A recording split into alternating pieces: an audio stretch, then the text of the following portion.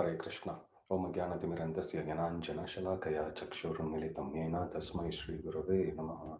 Sri Chaitanya Manobishtam Sthapitam Yena Bhutale Swayam Rupa Kadamayam Dadati Swapadantikam Vandeham Sri Guru Sri Yutapadakam Sri Gurun Vaishnavanscha Sri Rupam Sagarajata Sahagana Raghunatanvitam Tam Sajivam Sadvaitam Savadutam Parijana Sahitam Krishna Chaitanya Devam Shri Radha Krishna Padan Sahagana Lalita Shri Vishakhanvitamscha Hey Krishna Karuna Sindhu Dinabandhu Jagatpate Gopesha Gopika Kanta Radha Kanta Namostute Tapta Kanchana Gaurangi Radhe Vrindavaneshwari Vrishabhanu Sute Devi Pranamami Hari Priye Vancha Kalpatarubhyascha Kripa Sindhubhya Evacha Patitanam Pavanebhyo Vaishnavebhyo Namo Namaha Jai Shri Krishna Chaitanya Prabhu Nityananda Shri Advaita Gadadhara Sivasadi Gaur Bhakta Vrinda Hare Krishna, Krishna Krishna, Hare Hare, Hare Rama, Rama Rama, Hare Hare.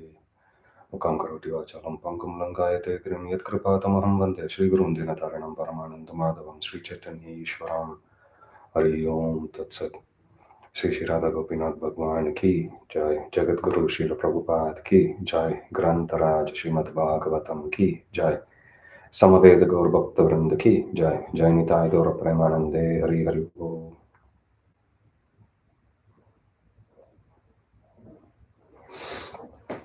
Hare Krishna. Today we are starting the second canto of Srimad Bhagavatam. Second canto, first chapter. The title of this first chapter is The First Step in God Realization. Just to set a context, we saw towards the end of the first canto of Srimad Bhagavatam, when Parshit Maharaj was being cursed by Shringi Brahmana, he arrived on the banks of Yamuna, and then soon he was approached by sages coming from different planetary systems. And it is mentioned there were 80,000 sages who came to hear Srimad Bhagavatam in that assembly. So when Parishit Maharaj put forth a question to the sages present there, what is the duty of a dying person, especially in his case, somebody who's about to quit the body in 7 days' time? Different sages gave many opinions until the arrival of Shukadev Goswami, and we saw at the last chapter of the first canto the arrival of Shukadev Goswami in that assembly. And then when Shukadev Goswami came there, everyone stood up, offering their respects to him. Parshit Maharaj also did. And after he made Shukadev Goswami be seated on an elevated platform, he then offered his prayers, expressing his gratitude of how Shukadev Goswami, he doesn't go anywhere and everywhere. He just goes only to enlighten people, and that too only for the duration it takes. Apigo dohanam kochit, until it takes to milk a cow. When this being the case, Shukadev Goswami coming to that august assembly on his own accord is simply due to the dictation of the Supreme Lord himself. And why is Krishna favoring Parishit Maharaj? According to Parishit Maharaj, it was because of his association with the Pandavas, who are dear associates of Krishna. And we were discussing about how the devotees are very experts in holding on to their humble position. So Parishit Maharaj, rather than claiming his own authority as a devotee, he's simply saying, I was just a Shatra Bandhu, I was just a Bhakta Bandhu also. I was not a Bhakta myself. Because of my attachment or because of my connection with the Pandavas, Krishna, to show me special favor, he has sent Shukadev Goswami, who is his pure devotee. And then to Shukadev Goswami, Parishit Maharaj asks few questions, 3 to be more precise, or rather, the details are 3. The question is, what is the duty of humans at all place, all time, and all circumstances? And second question is, especially, what is the duty of the one who is about to die? Then he goes into the details. Yat shrotavyam, ato chapyam, yat kartavyam ravi prabhu, smartavyam bhajaniyam va bruhi yatva viparyayam. What is one supposed to hear, chant, and remember, as well as worship? So this is the question which Parishit Maharaj puts forth to Shukadev Goswami. An expansion of that question is, in one sense, the rest of the Srimad Bhagavatam. The rest of the 11 cantos is spoken in answer to those questions. We'll also see more expansion of those questions. And Shukadev Goswami, after being questioned submissively by Parishit Maharaj, he starts to speak. Om Namo Bhagavate Vasudevaya. First point Shukadev Goswami mentions is he glorifies about the question itself. How good is this question? Varyaneshate prashna krito loka hitam nripa atmavit sammata pumsam shrotavyadishu yapara. He says Varyaneshate prashna. Varyan means very best. This is like the best. Asura Varya Dehinam. Haridasa Varya. Varya means the best. Varyaneshate prashna means of all the questions which one can put forth, this is the best. Varyan Eshate Prashna Krito Loka Hitam Nripa. Why is this question considered to be the best? Because Krito Loka Hitam. Hitam means something which is beneficial. Because this question is capable of benefiting the entire humanity. Not just humanity, the whole world, the whole creation. Krito Loka Hitam Nripa. Atmavit Sammatapumsam Shrotavyadishu Yapara. So first of all, he is glorifying. The question itself is so elevating that the subject matter of the question itself can liberate the people. That's what it means. Goes to show the power of our words, goes to show how careful we must be about how we use this power of speech. We can make something, we can break something physical, we can break somebody's heart, we can inspire somebody to do something substantial, something really meaningful, something which is beneficial, profound in one's lives. So we should be very careful how we use this power of speech. So now, before he answers this question about what should one hear, what should one chant, what should one remember, he first mentions about what are the things which one is not supposed to chant, hear, or remember. In other words, firstly, instead of telling the lifestyle or the devotional lifestyle of a grihastha, Shukadeva Goswami, to contrast that, would first say in the negative, which is he will describe about the life of Grihamedi by saying these are the things which these people do, and by the way, these are the things which one is not supposed to do. It's like the do's and the don'ts. So before he touches on the do's, he will speak on the don'ts in the next 3 verses. So first he gives the description of a Griha Medi. Prabhupada says the word Medi means one who is very jealous, one who is very envious. That's Griha Medi. So because that by definition, if one is not in Krishna consciousness, then they are considered to be a Griha Medi, one who has centered their life on sense gratification. But because in this world, the desires are unlimited, but the means to fulfill those desires is very limited.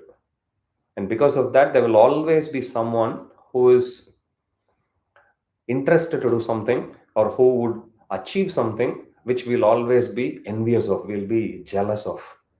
This lifestyle, if somebody leads, this is such a person is known as Griha Medi. Medi means one who is jealous or envious of other people's happiness. So this is the literal meaning of the word Medi.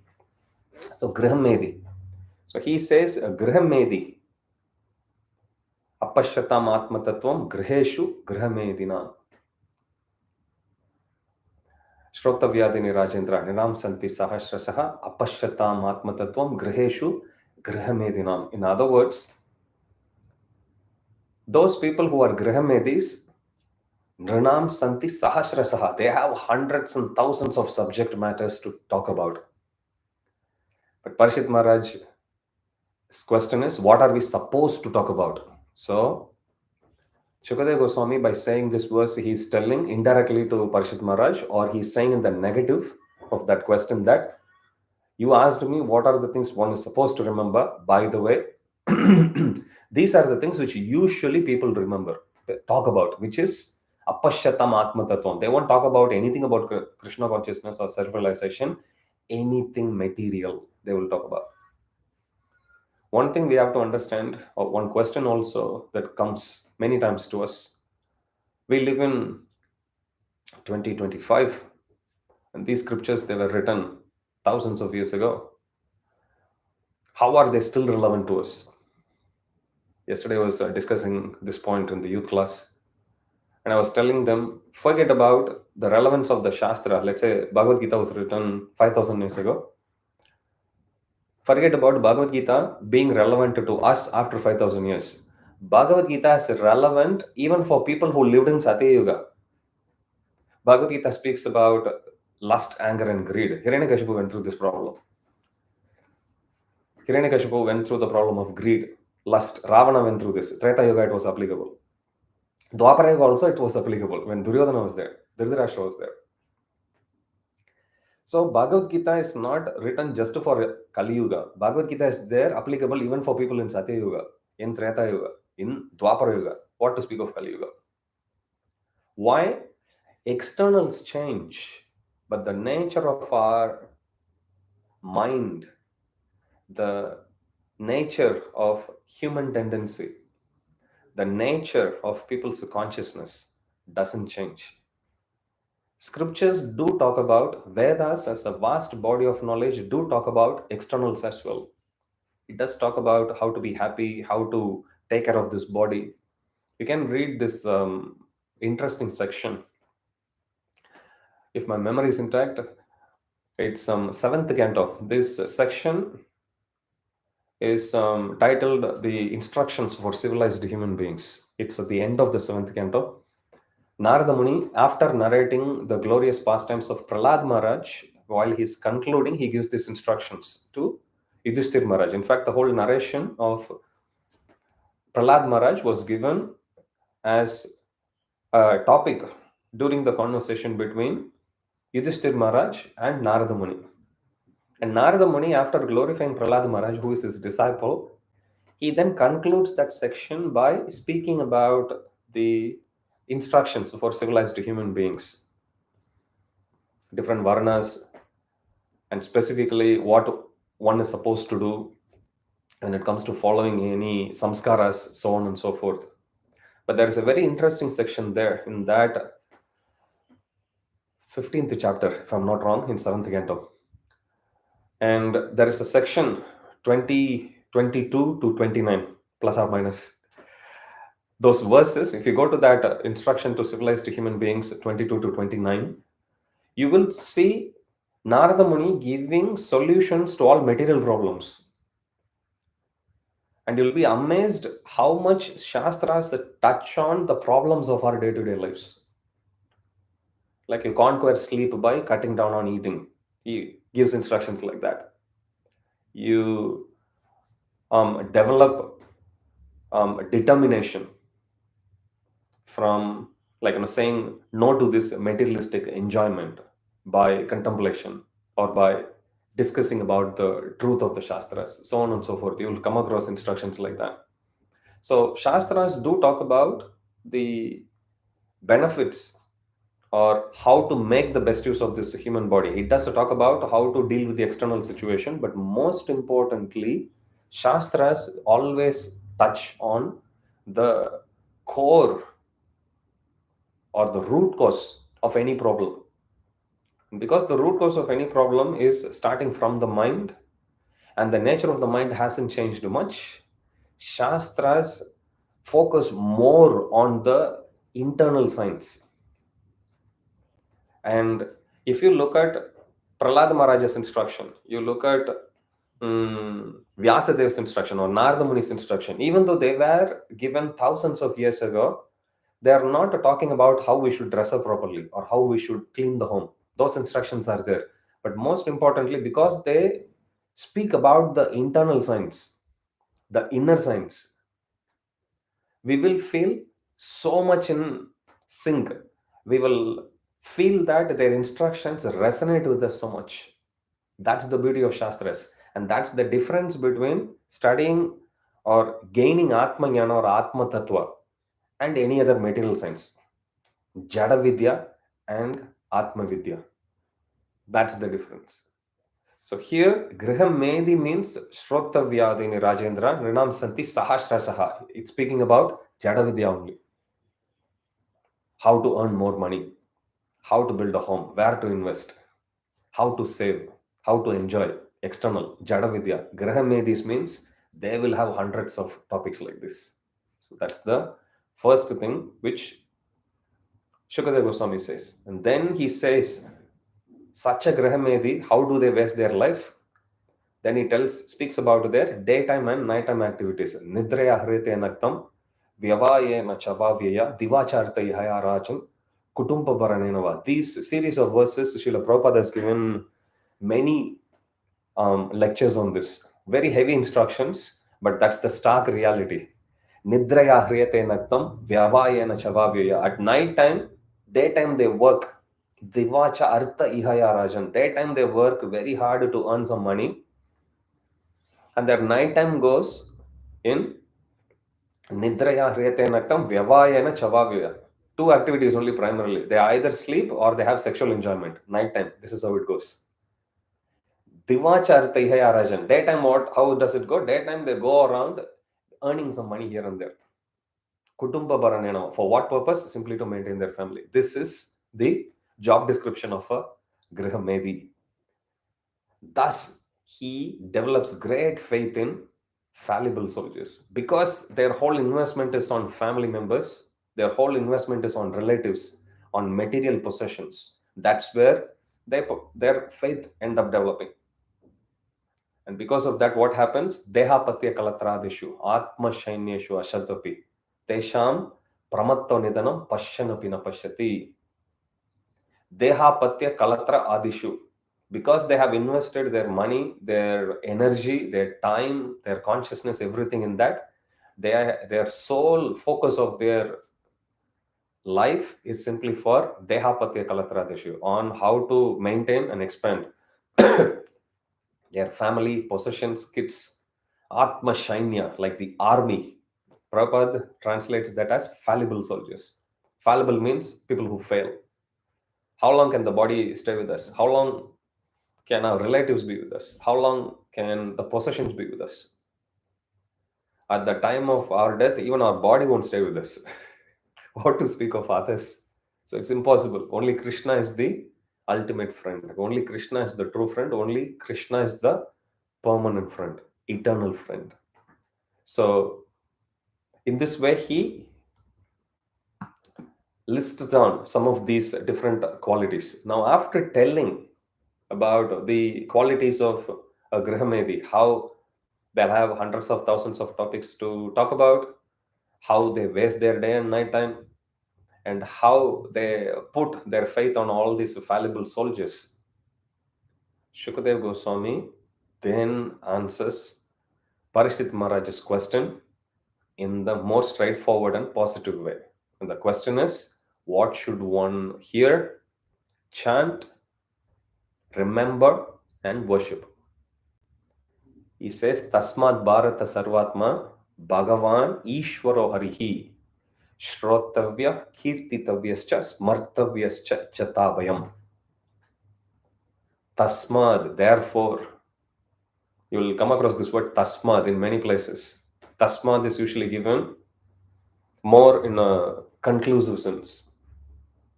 Tasmad Bharata Sarvatma Bhagavan.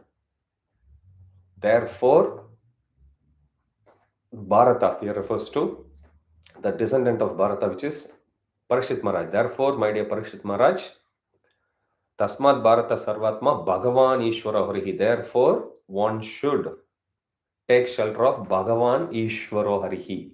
How can one take shelter of Ishvaro Harihi? Shrotavya. One should hear about Krishna. Kirtitavya. One should speak, chant about Krishna. Smartavya. One should remember. Shrotavya kirtitavyascha smartavya ichchatabayam. In this way, one can remain fearless, one can go beyond the bodily consumption, and one can live permanently in eternal bliss. This Shrotavya, Kirtitavya, Smartavya, these are all the different process of Vaidhi Sadhana Bhakti. In Nectar of Devotion, Srila Rupa Goswami has given all the 64 items of devotional service. Vaidhi Sadhana Bhakti is performed by engaging in all those 64 items of devotional service. Even when it comes to practicing Krishna consciousness, one should follow the Shastras. Shruti, Smriti, Puranadi, Pancharatri Vidin Vina, Aikantiki Harer Bhaktir, Utpatayava Kalpate. If one thinks I'm practicing Krishna consciousness, why should I follow Shastras? Shastras warn about that also. If one doesn't follow Shruti, Vedas, Smriti, Puranas, Shruti, Smriti, Puranadi, Pancharatri Vidhi, Narada Pancharatri Vidhi. Shruti, Smriti, Puranadi, Pancharatri Vidhin Vina, Aikantiki Harer Bhakti. If one says, I'm doing Hari Bhakti, but I don't need to follow any of this, Utpatayava Kalpate. Such a person will only cause disturbance in the society. So even when it comes to following Hari Bhakti, one should follow the Shastras, because Shastras are desires, words of Krishna. If I go visiting a person's home, and if the person really wants to please me, and the person would know what is it that I like to eat, for example, then how do they know? They can't speculate. They can't go by public opinion. They would really want to know what is it that I would like to eat. Same way, when we are actually offering something to Krishna, our whole life is for the pleasure of Krishna, so it has to be based on what his desires are. And how do we know what his desires are? By hearing from him directly. How can we hear from him directly? By studying the scriptures. So here Shukadeva Goswami says that if one simply takes shelter of the Supreme Lord by following this Vaidhi Sadhana Bhakti as given in Nectar of Devotion, then one can attain perfection in one's life. How do we know, or what is the ultimate test of the perfection in one's life? That he says in the next verse. Etavan Sankhya Yogabhyam Swadharma Parinistaya Janma Labha Parapumsam Ante Narayana Smriti. All of these verses, they're all important verses. Srila Prabhupada has given so many classes on them. And this is just the warm up from Shukadeva Goswami. Etavan Sankhya Yogabhyam Swadharma Parinishtaya. Whatever one's achieved through Sankhya Yoga, in other words, the path of jnana. Etavan Sankhya, then Yogabhyam, yogis. Whatever perfection one has achieved by Sankhya process, by yoga process, Swadharma Parinishtaya, or by doing one's own duty, just the karma process. Etavan Sankhya Yogabhyam Swadharma Parinistaya Janma Labha Parapumsam Ante Narayana Smriti. The ultimate perfection, or the highest perfection of a human life, which one can attain through the process of Sankhya or yoga or karma, is to Ante Narayana Smriti, is to remember the Supreme Lord at the time of death.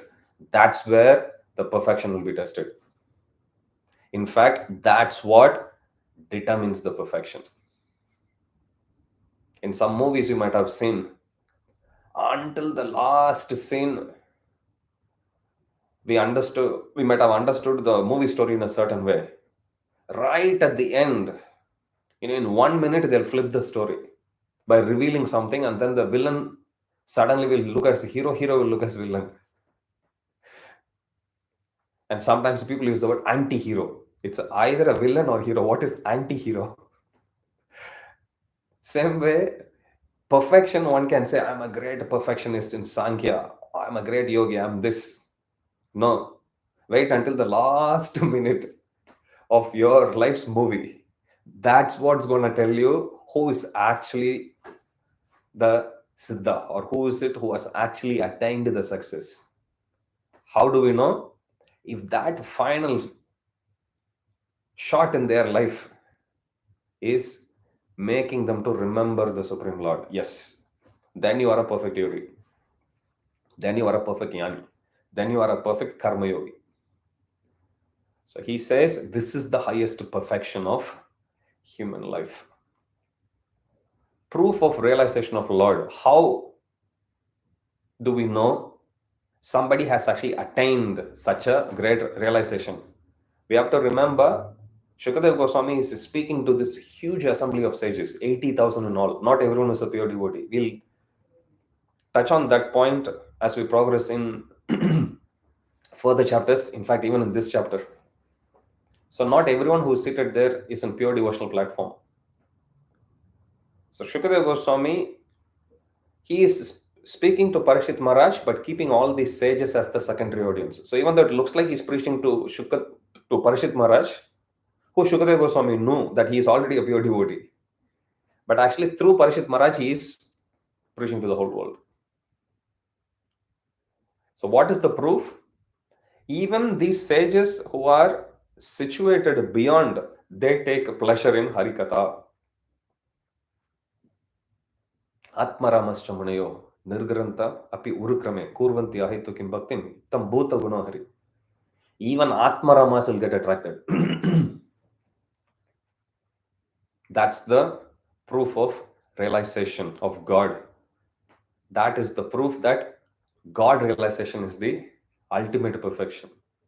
Even self-realized souls, even those who are worshipping the Paramatma, or one who's trying to attain Sayuja Mukti, what to speak of people who are materialistic, and of course the devotees, everyone gets attracted to Harikatha. It is so attractive that even Krishna gets attracted. Naham tishtami vaikunte yoginam hridayeshua tatra tishtami narada yatra gayanti madbhakta. Oh my dear Narada, I don't reside in the heart, I don't reside neither in the Vaikuntha nor in the heart of pure yogis. I live wherever my devotees sing and glorify about me. So here he says this is the ultimate perfection, which is to have that taste, that ruchi for hearing Harikatha. And then he proceeds to say, giving himself as an example, that I used to be an impersonalist before, Brahmavadi before. And I heard Srimad Bhagavatam from Vyasadev, from my father. Shukadeva Goswami learns Srimad Bhagavatam. He heard it once through the lotus lips of Lord Shiva, and later on he gets personally trained by his own father Vyasadev. So he has heard already at least twice. So he says, I have studied this Bhagavata Purana, the essence of all Vedas, from my father Vyasadeva. Even though I was a Brahmavadi, I was fixed in Brahman, I got attracted to this. Parinishtopi naigunya uttama shloka leelaya grihita cheta rajarishe akyanam yat aditavan. What is the result of hearing Srimad Bhagavatam? If one faithfully hears Srimad Bhagavatam, which Shukadeva Goswami here is presenting to Parikshit Maharaj, if simply one hears this, then one will develop unflinching faith at the lotus feet of the Supreme Lord. The Srimad Bhagavatam glorifies bhakti. But then Srimad Bhagavatam says of the different angas, the 64 angas of bhakti, chanting is the topmost. Nama Sankirtanam Yasya Sarva Papa Vinashanam Pranamo Dukkha Samanas Tam Namami Harim Param. This is the last 18,000th verse of Srimad Bhagavatam. If you start the book right at the end, Open from backward, this is the final one. The final instruction, the final verse of Srimad Bhagavatam is Nama Sankirtanam Yasya. You can read that. So it starts from Om Namo Bhagavate Vasudevaya, Janmadiyasya Tonve Itaratas Charte Shabhinyaswarat. Starts from there, finishes at Nama Sankirtanam Yasya Tam Namami Harim Param. So, ultimate instruction of Srimad Bhagavatam, the essence of all the instructions of Srimad Bhagavatam is chanting. And then he says, not just ordinary chanting. Srila Bhaktivinoda Thakur says, if you want to progress in devotional life, two things you have to do. One is you have to chant continuously. And you have to chant continuously for a prolonged period of time. Both are important. One is chanting non-stop. Second is chanting non-stop for a long time. So both are needed. And he says, Etan nirvidyamananam ichchatam akuto bayam yoginam nripanirnitam harer namanu kirtanam. Again, all these verses, most often quoted verses by Srila Prabhupada, beautiful verses. So you can go through this chapter, this section where Shukadev Goswami is giving the answer to Parashit Maharaj's questions, the gist of those answers, the essence of that, and now he will start to elaborate. So after establishing the supremacy of bhakti in just the introduction itself, now he will start to elaborate on them. We'll see it next week. We'll complete the first chapter next week. Jagat Guru Srila Prabhupada ki jai, Sri Shri Radha Gopinath Bhagwan ki जय ग्रंथराज श्रीमद् भागवतम की जय समवेत गौर भक्त वृंद की जय जय निताय गौर प्रेमानंदे हरि हरि बोल हरे कृष्णा।